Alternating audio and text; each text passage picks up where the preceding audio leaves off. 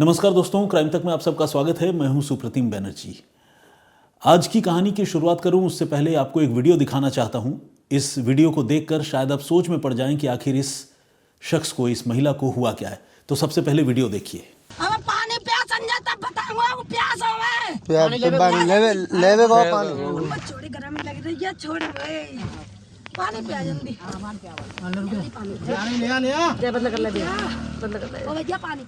तो जैसा कि आपने देखा, एक महिला गाड़ी में बैठी हैं और महिला के साथ कई और लोग बैठे हुए हैं। महिला किसी पर्टिकुलर लोकेशन पर, किसी खास जगह पर अपने घर वालों को ले जाने के लिए कहती है और जब घर वाले उससे सवाल जवाब करते हैं तो वो सीधा जवाब नहीं देकर चीखने चिल्लाने लगती है और ज़ोर ज़ोर से चिल्लाकर पानी मांगती है। महिला को देखकर ऐसा लगता है शायद उस पर कोई ऊपरी साया का असर हो। ये वीडियो वाकई बहुत शॉकिंग है। एक बार फिर से जल्दी से इस पर निगाह डालिए, उसके बाद आगे बढ़ते हैं। बा के संग पहले किलो घूमो थे पूरा तोता बता कर ना मैं ना घूमा कब आऊं। कौन से किले पे आयो ता देना नहीं ले गयो। तो फोटो कैसे आ गया मोबाइल में फिर ले गयो। कौन से किले पे? वो तो है दौलतपुरा में। दौलतपुरा में? मैंने कब ना देखो। तू ये ना पहले को गयो। हां तो का कई गाने गाने जो कहीं तो साइड दिखाऊंगा तो कल अब पानी प्यास तब बताऊंगा वो प्यास होवे पानी लेवे को पानी छोड़ी गरम लग रही है। छोड़ वे पानी पिया जल्दी। बंद कर ले ओ भैया पानी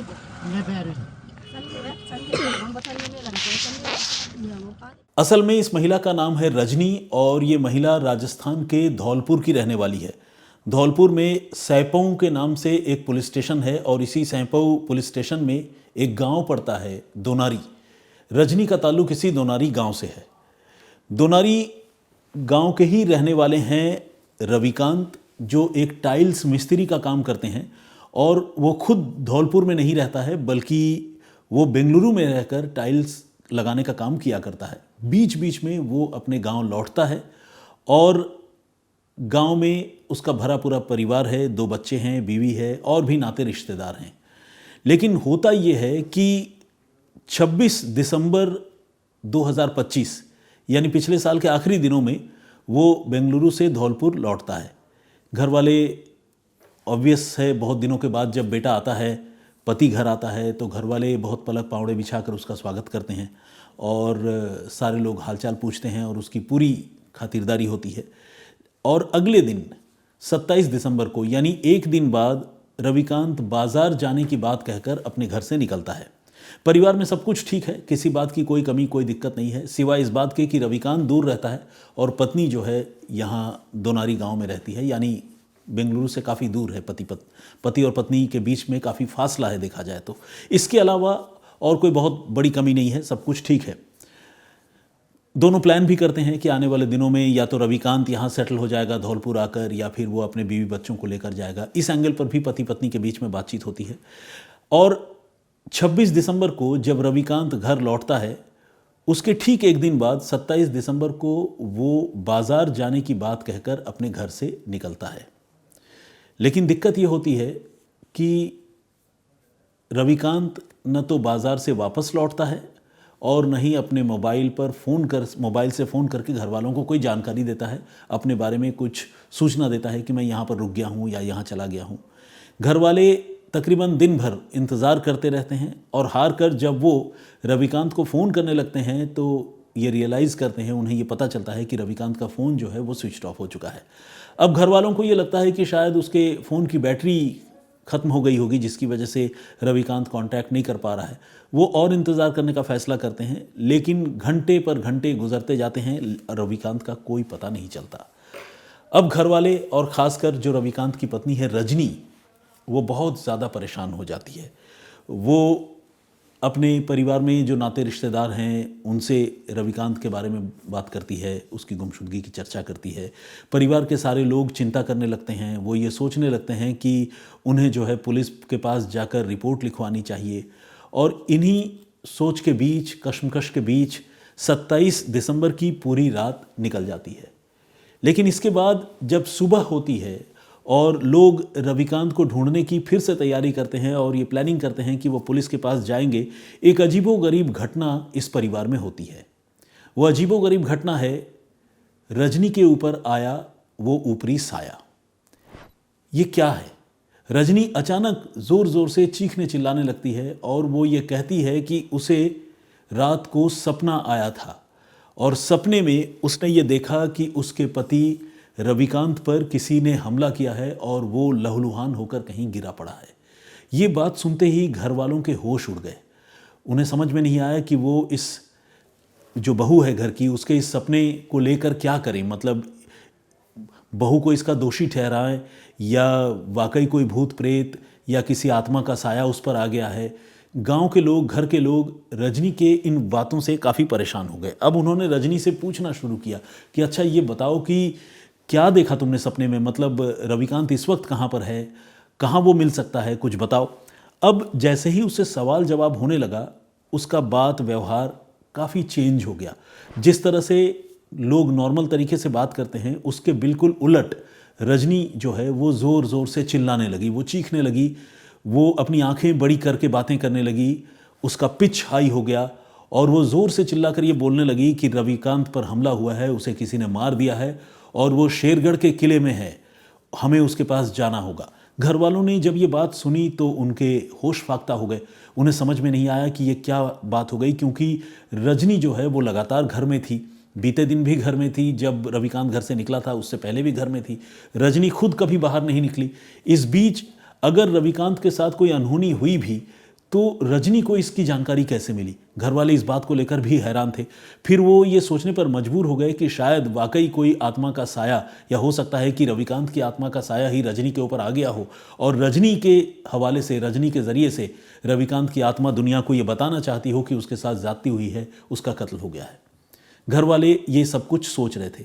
अब घर वालों ने उससे स्पेसिफिक पूछना, सवाल जवाब करना शुरू किया कि कितने बजे रविकांत के साथ ये सब हुआ, रविकांत शेरगढ़ के किले में किस जगह पर है, तुमने और क्या क्या देखा, उस पर हमला किसने किया।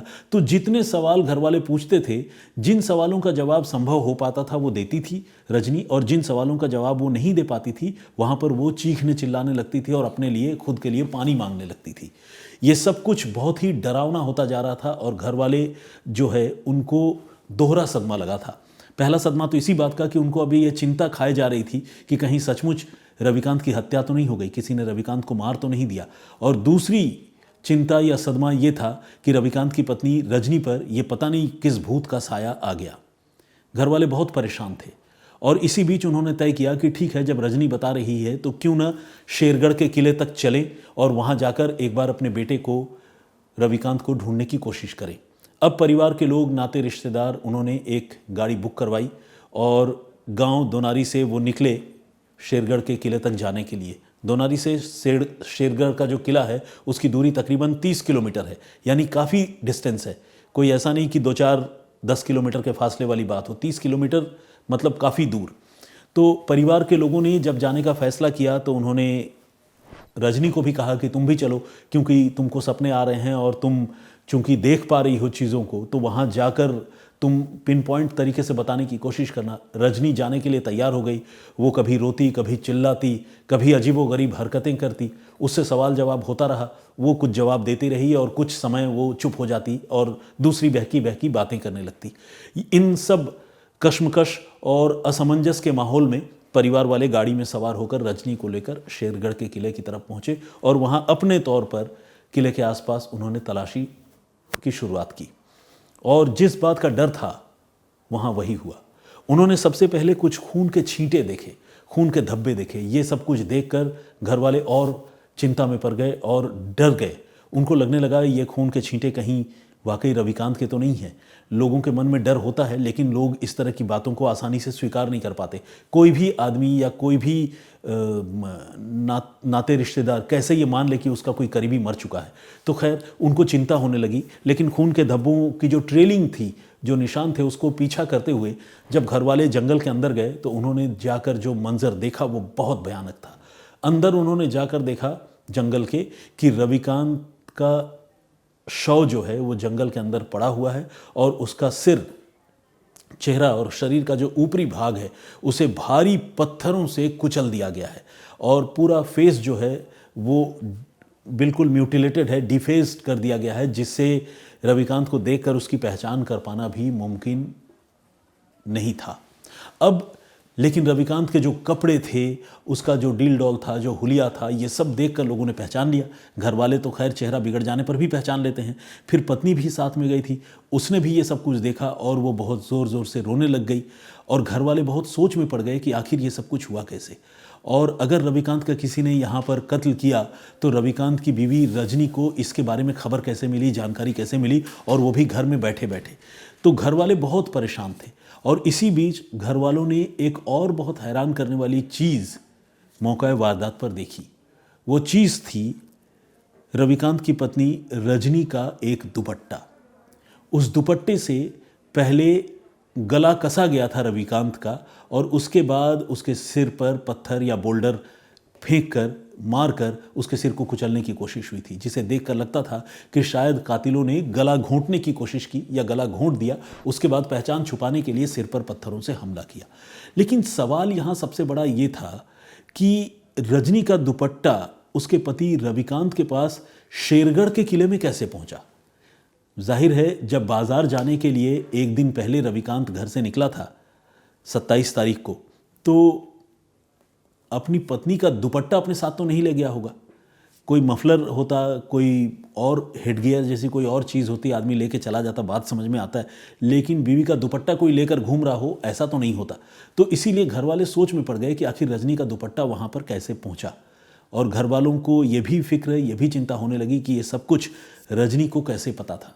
लेकिन वो ये सच जानना भी चाहते थे और साथ ही ये भी जानना चाहते थे कि उनके बेटे रविकांत का कत्ल किसने किया है। इसके बाद परिवार के लोगों ने, रजनी ने, सबने मिलकर लोकल पुलिस को इसके बारे में जानकारी दी। धौलपुर पुलिस को इसके बारे में खबर दी गई और धौलपुर पुलिस मौके पर पहुंची। लाश काफ़ी गहरे खाई में थी। रस्सी के सहारे पुलिस की टीम नीचे उतरी और नीचे उतरकर उन्होंने डेड बॉडी को रिकवर किया, बरामद किया और उसे पोस्टमार्टम के लिए भिजवा दिया। दिनांक 29 दिसंबर 2025 को लगभग 3 बजे पीसीआर पर सूचना प्राप्त हुई कि शेरगढ़ किले के पीछे जो बिहड़ है, उनमें किसी खाई में एक व्यक्ति की डेड बॉडी जो है पड़ी हुई है। मौके पर कोतवाली थाना पुलिस जो है पहुंची और डेड बॉडी को रिकवर करवाया। और डेड बॉडी का जो सर था वो घायल अवस्था में था, चोटिल अवस्था में, जिसमें चोट पड़ी हुई थी। और उसके बाद उसकी शिनाख्त भी करवाई गई तो ज्ञात हुआ कि रविकांत पुत्र सोबरन, जो कि दोनारी का निवासी है, तो उसकी डेड बॉडी थी। एफएसएल और एमआईयू से जो है साक्ष्यों का संकलन करवाया गया।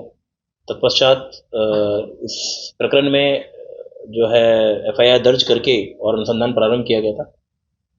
अनुसंधान के दौरान कुछ साक्ष्य इस प्रकार के प्राप्त हुए जिसमें कुछ तकनीकी साक्ष्य थे, कुछ मानवीय इनपुट्स ऐसे थे जिनसे कुछ संदिग्ध व्यक्तियों का जो संपर्क उस व्यक्ति से होना ज्ञात हुआ, जिनसे पूछताछ की गई। और कुछ अन्य जो साक्ष्य जो सामने आए, उनके आधार पर जो है मामले का खुलासा हुआ कि रविकांत सन ऑफ सोबरन, जो कि बाहर मजदूरी का कार्य किया करता था और काफ़ी लंबे समय के बाद जो है वो जो घर पर अपना उसका आना जाना होता था।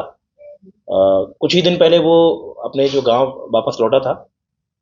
रविकांत की जो पत्नी थी, उसके द्वारा अपने प्रेमी के साथ मिलकर के इस घटना को जो है अंजाम दिया गया था। घटना में रविकांत की पत्नी और उसका जो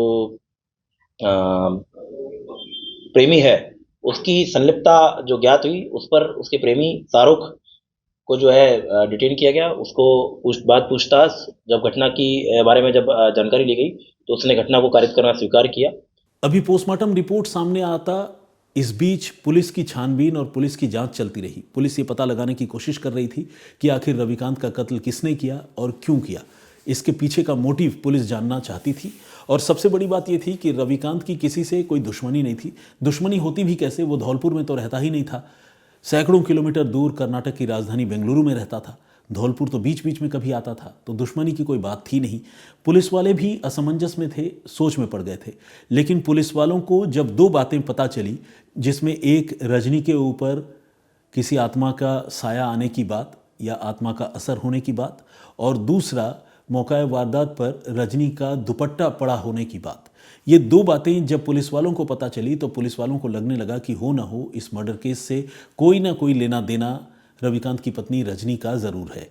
घर वाले, गांव वाले एक बार की ये मान भी सकते हैं कि हाँ कोई ऊपरी साया होगा, कोई आत्मा का प्रभाव होगा, लेकिन साइंस पर यकीन करने वाले लोग और ख़ासकर पुलिस, जिसको इस बात की इजाज़त नहीं है कि वो अंधश्रद्धा को बढ़ावा दे, अंधविश्वास को बढ़ावा दे, वो ये बात कैसे मान सकती थी कि कोई आत्मा या साया रजनी से उसके पति के मौत की जगह के बारे में शिकायत कर रही है या बता रही है। तो ऐसे में पुलिस को लगने लगा कि रजनी को उसके पति रविकांत की मौत का राज ज़रूर पहले से पता होगा और शायद रजनी ने ही वो दुपट्टा भी अपने किसी जानकार कातिल के हवाले किया हो, जिस दुपट्टे से कातिल ने पहले रविकांत का गला घोंटा होगा।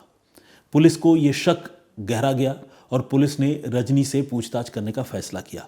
पुलिस ने रजनी को हिरासत में लेने से पहले उसके मोबाइल फ़ोन की जानकारी ली, उसका कॉल डिटेल रिकॉर्ड निकलवाया और पुलिस ये देखकर सकते में आ गई कि रजनी की रोज़ाना अपने पति रविकांत से नहीं बल्कि एक और लड़के से 5 से 6 घंटे हर रोज़ मोबाइल फ़ोन पर बात होती थी। आप सोचिए 24 घंटे में अगर कोई महिला, अगर कोई गृहिणी किसी से 5 से 6 घंटे बातचीत कर रही है तो उस आदमी के साथ उस महिला का कैसा रिलेशन होगा। जाहिर है रजनी अपने पति रविकांत की गैरहाजिरी में किसी और लड़के के साथ इन्वॉल्व थी। ये लड़का उसी सैपौ थाना इलाके में एक कॉलोनी पड़ता है जिसका नाम है गर्ग कॉलोनी, उस मोहल्ले का रहने वाला था और इस लड़के का नाम था शाहरुख। शाहरुख पेशे से एक ऑटो ड्राइवर है, ऑटो चलाता है और शाहरुख के साथ कभी रविकांत की गैरहाजिरी में रजनी की मुलाकात हुई थी। इसके बाद दोनों में दोस्ती हो गई, बातचीत हो गई और दोनों एक दूसरे से लगातार मिलने जुलने लगे। इस बीच रविकांत को भी इसके बारे में खबर मिली, जानकारी मिली और रविकांत अपनी पत्नी को रोकने टोकने लगा। उसने शाहरुख को भी मना किया था कि वो उसके घर ना आया करे। बेशक वो बेंगलुरु में था, लेकिन बीच में कभी वो आया होगा, उस समय उसने अपनी पत्नी के वेयरअबाउट्स और पत्नी के मोबाइल फ़ोन में बार बार उसके एंगेज आने की जो चीज़ रविकांत ने नोटिस की, उसके बाद उसने अपनी पत्नी को और पत्नी के प्रेमी को चेतावनी दी थी, आगाह किया था। ये बात जो है रजनी और शाहरुख, ये दोनों को नागवार गुजर रही थी और रजनी ने शाहरुख के साथ मिलकर इस पूरे मर्डर केस को प्लान किया था। पुलिस ने जब सीडीआर निकलवाया और दोनों के मोबाइल फ़ोन की हिस्ट्री देखी कि दोनों के बीच इतनी बातचीत हो रही है, तो पुलिस ने शाहरुख को उठा लिया और फिर शाहरुख से सख्ती से पुलिस ने पूछताछ की और शाहरुख ने फिर सारी पोल पट्टी खोल दी। उसने ये बताया कि उसने रविकांत को शराब पिलाने का झांसा दिया था, उसे दावत के बहाने और घूमने चलने के बहाने अपने साथ वो शेरगढ़ के किले में लेकर गया और रविकांत से उसकी दोस्ती खुद रविकांत की पत्नी रजनी ने ही करवाई थी और रजनी ने अब ये कह दिया था रविकांत को कि अब शाहरुख आता जाता नहीं है, वो अलग ही रहता है, मेरा उससे कोई लेना देना नहीं है। इस बीच शाहरुख, जैसे ही रविकांत वहाँ आया, शाहरुख ने उसे शराब पीने का न्योता दिया और उसी शराब पीने के लालच में या शराब की दावत के चक्कर में पड़कर रविकांत अपने पत्नी के प्रेमी शाहरुख के साथ घूमने जाने के लिए तैयार हो गया। दोनों पहुंचे शेरगढ़ के किले में, सुनसान जगह में, जंगलों पर, और वहां शाहरुख ने जानबूझकर रविकांत को ज़्यादा से ज़्यादा शराब पिलाई जिससे वो अपना आपा खो बैठे, बेकाबू हो जाए। इसका फ़ायदा शाहरुख ने उठाया। उसके पास रजनी का दिया हुआ दुपट्टा था।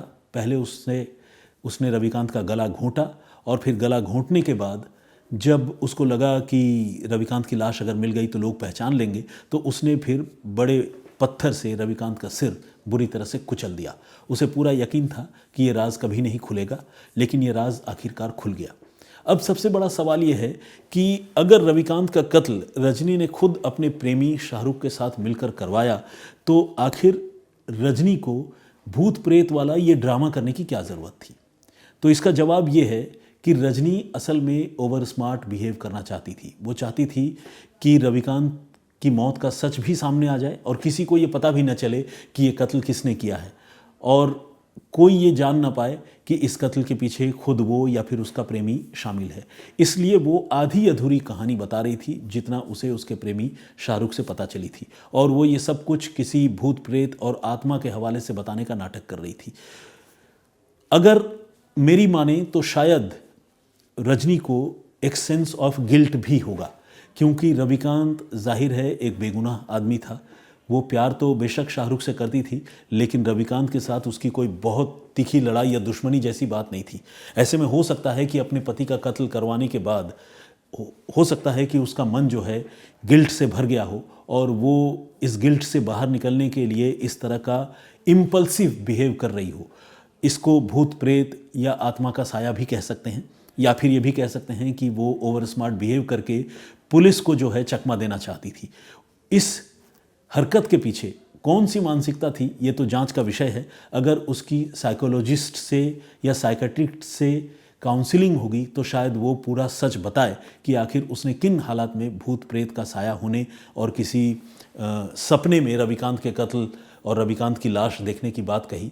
ये उसने क्यों और किन हालात में कहा, ये तो एक मनोवैज्ञानिक जांच के बाद ही पता चल सकेगा। लेकिन इतना ज़रूर है कि अगर हम कुछ देर के लिए ये मान ले, जैसा कि वो बता रही थी कि सपने में ही उसे पता चला कि उसके पति की मौत हो चुकी है और लाश शेरगढ़ के किले के पास पड़ी है, तो यही जो स्टेटमेंट है, यही जो ड्रामा है, इस ड्रामे की वजह से इस कत्ल का खुलासा हो गया। ऐसा नहीं है कि अगर रजनी ये सब नहीं बताती तो रविकांत की मौत के बारे में कभी पता नहीं चलता। आने वाले दिनों में कभी ना कभी रविकांत की लाश वहाँ से बरामद होती, पुलिस उसके मोबाइल फ़ोन की लोकेशन चेक करती, लास्ट टाइम उसका मोबाइल फ़ोन कहाँ पर एक्टिव था ये देखती। इसके बाद पुलिस जो है रविकांत की लाश अगर बरामद कर लेती तो फिर जाहिर है रविकांत की गुमशुदगी की रिपोर्ट तब तक घर वाले लिखा चुके होते। फिर पुलिस CDR की जांच करती, जिस तरह से इस बार पुलिस ने रजनी के मोबाइल फ़ोन के CDR की जांच की। तो सूनर और लेटर किसी और तरीके से ही सही ये मामला खुलता ज़रूर, लेकिन इस बार रविकांत की बीवी रजनी की जो ज़रूरत से ज़्यादा चालाकी थी, उसने इस मामले का खुलासा जल्दी कर दिया और पुलिस ने रजनी के साथ साथ उसके प्रेमी शाहरुख को भी अब गिरफ्तार कर लिया है। इस पूरे घटनाक्रम पर आपका नज़रिया क्या है, आप क्या सोचते हैं, हमें कमेंट करके ज़रूर बताइएगा। कल हमने आपको एक स्टोरी सुनाई थी जिसमें हमने आपको बताया था कि किस तरह से एक बुज़ुर्ग महिला को लखनऊ में कुछ बदमाशों ने डिजिटली अरेस्ट कर लिया था और उनसे तकरीबन 1.5 करोड़ रुपए की ठगी करने की कोशिश कर रहे थे।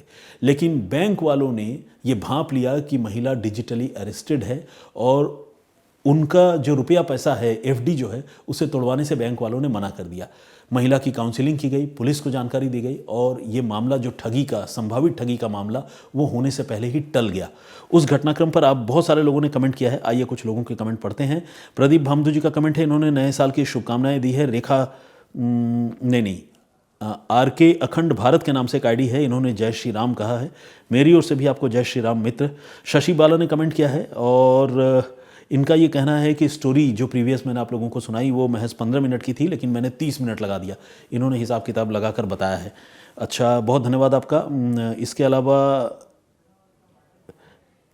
नौलेश शर्मा ने कमेंट किया है और उन्होंने कहा है कि नया साल के लिए इससे बेहतर कहानी और कोई हो नहीं सकता था सर। बिल्कुल, आपका कहना सही है, क्योंकि नए साल का मौका था, बहुत खून खराबा और बहुत दुखद कोई घटना होती तो जाहिर है सबको बुरा लगता। वो तो खैर साल का कोई भी दिन हो, कोई भी तारीख हो, बुरा लगता ही है, लेकिन हम सारे लोग कोशिश करते हैं कि साल की शुरुआत कम से कम अच्छी हो। तो एक ऐसी स्टोरी जो वाकई हैप्पी एंडिंग थी, जिसमें और ठगी की घटना होने से बच गई, तो इसीलिए वो उस स्टोरी को नए साल के हिसाब से परफेक्ट मान सकते हैं। प्रतीक मिश्रा ने भी कमेंट किया है, thank you very much. Jagdish Chandegara ji का कमेंट है। मिठाई खान के नाम से एक ID है, उन्होंने भी कमेंट किया है और उन्होंने कहा है कि वो काका के बहुत बड़े फ़ैन हैं और उसके बाद वो अब मेरे भी बहुत बड़े फ़ैन हैं। थैंक यू वेरी मच, बहुत धन्यवाद आपका। काका से आपका संबंध या तात्पर्य किससे है ये मुझे समझ में नहीं आया। और एक ID है, ID है BAK_SIT। इन्होंने लिखा है कि इंद्रानी जो बैंक एम्प्लॉय है उनको उन्होंने थम्स अप कहा है, जिसकी वजह से ठगी की वो घटना टल पाई। रेखा भट्ट जी ने कमेंट किया, बहुत स्वागत आपका। माउंटेन, पता नहीं इन्होंने अपना नाम नहीं लिखा है, लेकिन माउंटेन समथिंग के नाम से एक ID है और उन्होंने कहा है कि आपकी स्टोरी सुनाने का लहजा काफ़ी अच्छा होता है। Thank you very much. Uday Mandal ने भी कमेंट किया है, बहुत धन्यवाद आपका। नागेश गौड़ और इसके अलावा जगदीप कौर का कमेंट है। नवीन बंधु जी ने कमेंट किया है और इसके अलावा चंद्रकला गुरुंग का भी कमेंट है, बहुत स्वागत आपका। फहमीदा बेगम ने भी कमेंट किया है और सूरज धूपकर ने कमेंट किया है। इसके अलावा और भी बहुत सारे लोगों ने कमेंट किया है, लेकिन सारे लोगों के नाम और कमेंट्स एक दिन में पढ़ना संभव नहीं है, आप सब जानते हैं। चलिए तो अब वाइंड अप करने का वक्त आ गया है, लेकिन इससे पहले कि मैं इस पेशकश को ख़त्म करूं, मैं हमारे जो रिपोर्टर हैं धौलपुर के उमेश मिश्रा, उनका जिक्र ज़रूर करना चाहता हूं, जिन्होंने इस खबर को लेकर अपनी इनपुट दी है और उन्होंने ये सूचनाएं, ये जानकारी हम तक पहुंचाई है। जो वीडियो आप इस स्टोरी में देख रहे हैं वो वीडियोस भी उमेश मिश्रा जी ने ही हम तक पहुंचाया है। फिलहाल इजाज़त दीजिए, अपना बहुत ख्याल रखिए, सुरक्षित रहिए। जय हिंद, जय भारत।